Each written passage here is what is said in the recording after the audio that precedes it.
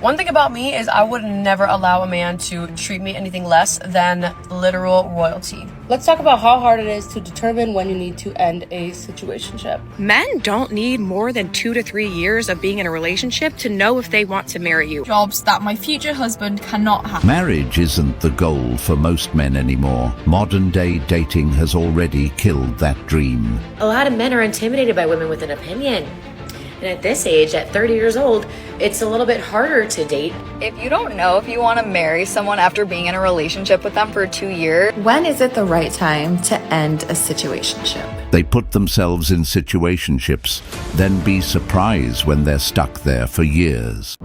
Kindly subscribe to the channel as it further supports us in our work. Thank you. 2025 is the year of meeting our husbands in the wild. No more dating apps. If anyone sees my phone and sees Hinge on it, I give you full permission to chop whatever finger I use to download the app for the 47th time off, and don't bother putting a tourniquet on it. Thank you. We no longer want to look filled. We no longer want to look fake. And I'm so glad we're moving past that because it was such a weird trend for the last couple of years. Right. Single ladies of Chicago, I want to offer a reframe to the husband hunting and instead think about strategic waiting. So what that means is you're attracting the right man versus searching for them because you have a lot to offer. You don't want to hunt them down. They need to find you. And so one of the ways you do that is by being strategic about it. You put yourself in an environment where you attract the right man for you. And you determine that by what are some of the things that you're looking for. Let's say you want a health and wellness conscious man. So join a fitness. Put yourself in the place where the health and wellness guys go. Or if you're looking for a sophisticated, driven man, go to a nice lounge or speakeasy versus a club and attract a driven, sophisticated man. It's kind of like the age-old saying about dress for the job that you want, not the one that you have. Same rules apply when it comes to finding the right man for you. You are attracting and you're strategically waiting for them. You're not hunting. Go good. From what I've seen today, a majority of men aren't pursuing women anymore. And it's not just about fear of rejection. It's deeper. Many men have become cautious, even in spaces like the gym, because they don't want to come off as creepy or disrespectful. The rules keep changing, and it's left a lot of guys feeling like it's safer not to approach at all. So when women are told to just be patient and wait for the right man to come along, it's starting to sound outdated. Strategically waiting for a husband in this climate might not work, because that husband might not even be looking. So that being said, if these women really want to be married, they're going to have to put in some actual effort. Because sitting back and waiting like it's 1950 isn't cutting it anymore. The era of "he'll find me when the time is right" is fading fast. It's sad that dating has come to this, but let's be real. Men didn't turn dating upside down. I hate to say it. It's time. Oh my goodness, I'm overdating. I'm so over it. I don't know why. It's just draining, exhausting, discouraging. Because I always find myself like, what did you do wrong, Anna? What did you do wrong? Like, what's wrong with you? Why is it the same every single time? Like, same outcome. I don't know. I'm just like, oh, it just makes me feel bleh thinking about it. It ruins my day. He's worried about you using him for his money. It's probably because he doesn't have enough money for you to use. Well, on that note, if that's true, then I guess there's a lot of women out there that have nothing to worry about if they're worried about being used for their looks. Men don't need more than 2 to 3 years of being in a relationship to know if they want to marry you. I think they know in less than 2 years if they want to marry you. That's why I think, just my opinion, that the dating period should be 2 to 3 years maximum. If you meet a man in your late 20s or later and you want marriage and you are not engaged after 2 to 3 years of being in a relationship with him, I think there is a good chance that he is never going to marry you and that he is going to end up wasting your time. I've seen this play out with people I know. Like, women will stay in relationships for 4 or 5 years, live with the man, and not have a ring. This doesn't really apply, though, if you met young. If you met young or in your early 20s, it makes sense to date longer. The timing is different. I'm specifically talking about more mature relationships where you meet in your late 20s or later. Maybe I would have agreed with this years ago, back when relationships had more substance and people truly valued commitment. But in modern dating, a man has to be extremely careful about the woman he chooses to marry. It's no longer just about love or attraction. It's about protecting your future, your finances, your peace, and your purpose. We've seen marriages crash and burn within weeks, not months, not years, weeks after the wedding. And not because the man changed, but simply because she did. She got the ring, had the ceremony, posted the pictures, and then realized the fantasy didn't match the reality. Suddenly, "I'm not happy anymore" becomes the reason for divorce. No effort to fix it, no accountability, just exit stage left. So she can turn around and say a man should marry a woman within 2 years, like he's on some ticking clock. But let's be honest, why the rush? Especially in today's world, where people wear masks for years, men have to be careful. And another one bites the dust. When am I going to be done with the situationships and the casual dating and the everything is not a big deal until it is, until there's feelings, and now all of a sudden I'm busy, I'm tired, I don't want to do this anymore, I'm ghosting, I'm exhausted. I'm literally on the verge of tears. Yet another situationship has ended 15 minutes ago, and I'm so tired. Honestly, all I want and all I ask for in life is a man who is about his bag. Like, please, God, bring a man who is a hustler into my life. 2 hustlers, what? We can make a kingdom. Everybody that comes into my life is still entertaining the village. We're not entertaining the village no more. We're building a kingdom over here, my baby. Like, let's get it.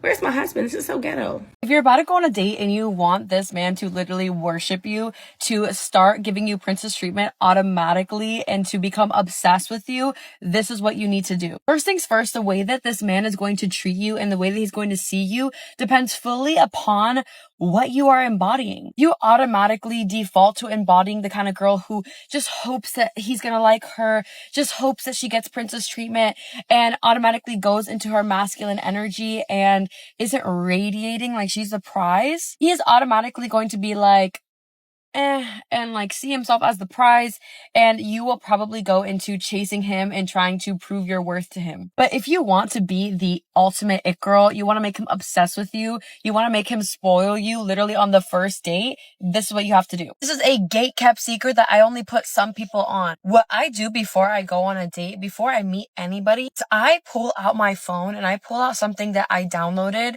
that literally changed my life overnight. This is called the Princess Treatment Formula. Any woman who has a royalty syndrome is an instant red flag. This mindset, where she expects a man to worship the ground she walks on just because she showed up, that's not confidence, that's entitlement. Expecting a man to be obsessed with you on the first date is not only delusional, it's manipulative. Now, sure, we all know there are simps out there who will fall right into the trap, spending hundreds of dollars on a woman who barely knows their last name, thinking, if I treat her like a queen, she'll make me a king. But in reality, she pockets the free dinner, disappears, and you never hear from her again. This treat me like royalty mindset has nothing to do with being feminine. It's transactional, it's narcissistic, and it's built on inflated self-worth. She's not looking for a partner. She's looking for a fan club. Your money doesn't buy love. Your time doesn't guarantee respect. And putting her on a pedestal doesn't make her yours. In fact, the more you chase, the more she'll devalue you. I saw someone say, why would I entertain a nonchalant man when I like my men how I like my thong? Yeah. Subculture died when you guys started making fun of us for dancing with our hands in the air. Try it.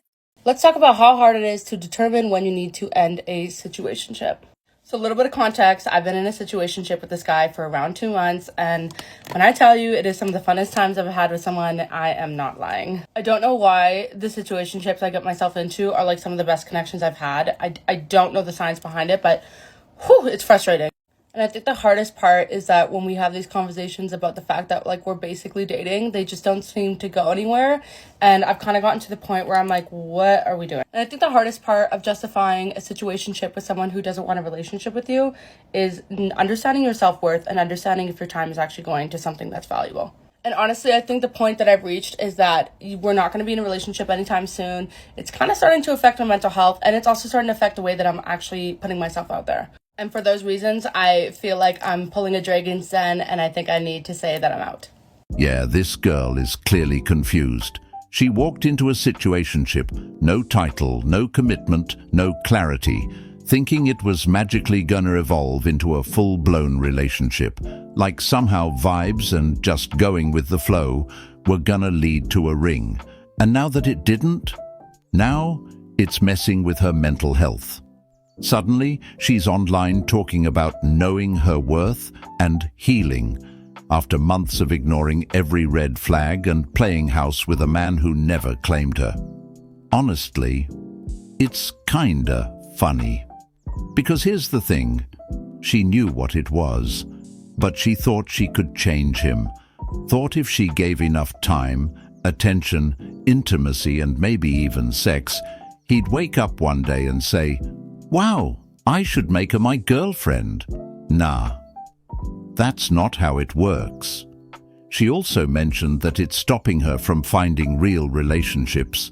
But why wasn't that the goal before getting into all of these situationships? When is it the right time to end a situationship? Well, since you're even asking yourself or me the question, it's already time to look and dig a little deeper. Maybe you're craving something deeper, something more committed. Maybe you've got deeper feelings for this person than you initially meant to. Or maybe you're just so comfortable that you're worried that you are blocking yourself from finding something more meaningful. All of these thoughts, fears, concerns are valid. If you have concerns, look into them. What is your heart telling you? What is your head telling you in this situation?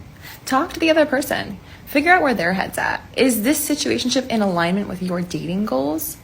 If not, it might be time to cut the string. You know what needs to be in for 2024? Male yearning. Hear me out now. Who really benefits from a situationship? Genuinely, who benefits from a nonchalant man? Who benefits from a situation where you don't know where you stand with him? I say we drop all of that and we go on strike until they start writing Italian poetry and immortalizing us in art again. What am I to you if not your muse? Honestly, the only linking that I want to be doing with you at 3 a.m, sir, is linking our hearts and minds together to stand the test of time. Toodles. There's just something about men sleeping in that I can't stand. All right, go ahead and add that one to the list. Like, I get it, I'm the problem, whatever. It's so refreshing to see someone that's actually self-aware that, yeah, they're the problem. As a man, why are you still asleep? Well, here's a thought. Maybe he's tired. You should be outside mowing the lawn. Just imagine the progress that could have been made on that lawn if someone else had decided to do something nice for another person, but instead they decided to make a video about them sleeping in. So I just cannot, I don't know. Wake up. Why are you all dainty still laying in bed? Why are you still sleeping? Get up. Go clock in. Okay, go build a house. Go clean the grill. I don't know. Find something to do. Wake up. I really don't think that some women actually want equality. Or for that matter, maybe they just don't know what it means because they want all of the privileges that come with it. But heaven forbid, they actually put in the same amount of work. Apparently, a man sleeping in is a red flag now. Imagine that. Imagine dealing with a woman who can't stand the fact that you're resting, not being lazy, not being useless, just genuinely tired from working, grinding, providing, or simply needing a mental reset. Like seriously, how dare men take a break, right? How dare you sleep in on your day off or after pulling 10-hour shifts? Now, if a man would have said, "Why you still in bed? Why haven't you made breakfast yet?" the whole world would have lost its mind. He'd be labeled controlling, misogynistic, toxic. There are so many women like this nowadays. Women who show zero appreciation for their man. He works long hours, keeps the bills paid, stays loyal, does everything he can to keep things steady. And it's like it's never enough. No, thank you. No, I appreciate you. Just constant expectations, constant criticism, and constant reminders of what he isn't doing fast enough. If you don't know if you want to marry someone after being in a relationship with them for 2 years, to me, it's a no, you don't. Take what I'm saying with a grain of salt. I'm the type of person who would get married in Vegas after knowing someone for like a month. So like, don't take this that seriously. But for real, like that first year, all the excitement, the honeymoon phase, all of that. Okay, you've given that a year to wear off. You've done everything together once. You've spent the holidays together once. You've done Valentine's Day together once, whatever. Year 2 is when the struggles come and you can't really hide who you are anymore. You know who that person is and they should know who you are. Obviously, there's more contextual factors that go into this, like if one person is in school or you're just very young. I totally get like why it could take longer than just a 2-year relationship, let's get married. But shouldn't you know after you've done everything twice? I'll probably end up divorced, but let me know what you think. I think men don't like us because women have a choice whether they want to be broke or not. Like if you a woman and you broke and you don't want to be broke no more, you could do one thing. You ain't even got to move a muscle.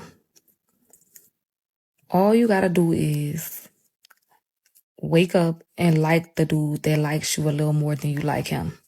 And boom, you're going to have a house. You're going to have a car. He going to give you his car. You set up for life. You're good. You can get back on your feet. Women, and I know they're going to be like, she's still broke, but she's sleeping with, but that's homeless, that's bummy. But hey, she can just, and then they're going to try to equate it to just sex, because I don't know why, but men think everything about sex. But everybody knows by now you don't have to have sex to get anything you want out of men, a man that really likes you. But that's besides the point. That's all she got to do. And she could be right where you at, where you had to work hard to get to. She don't got to do nothing. And hey, we didn't make the rules. We didn't choose this life. God gave us the vajayjay. So take it up with the Creator. Nonsense. Men don't hate women because women have choices. That's just a lazy excuse used to avoid accountability. Men couldn't care less that women have options. They care about how those options are being used. Many of these women think because men are repulsed by the way they carry themselves, it means that men hate them. And many of these women act like they're better than men because of their degrees. What this particular woman is promoting isn't independence or strength. It's straight-up leech behavior. She's pushing the idea of attaching herself to a man solely to live off of him because she can't or won't do it for herself. She's literally bragging about putting in the bare minimum emotionally while taking the maximum financially. Using a man's love, loyalty, and effort as a tool to elevate her lifestyle. That's not high value, that's predatory.